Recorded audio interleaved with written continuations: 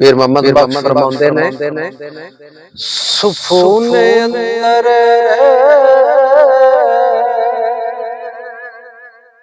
ओ सुकून अंदर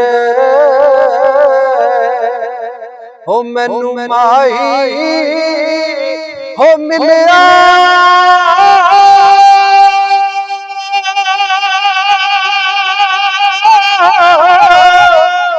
ते मैं गल विच पा लईया हो बावा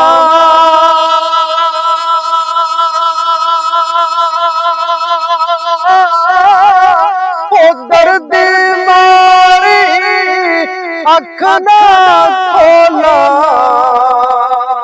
हो दर्द मारी हो अख ना खोला किते फिर बिछड़े जावा ओ चिट्टी चादर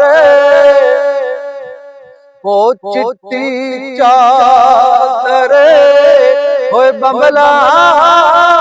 हो वाले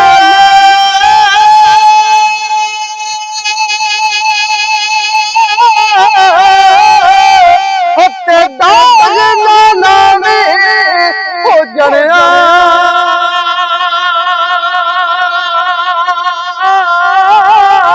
हशर दया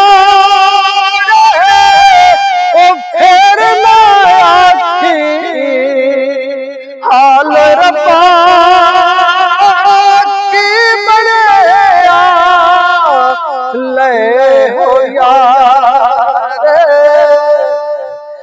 ले हो यार मुड़ हवाले हो रब दे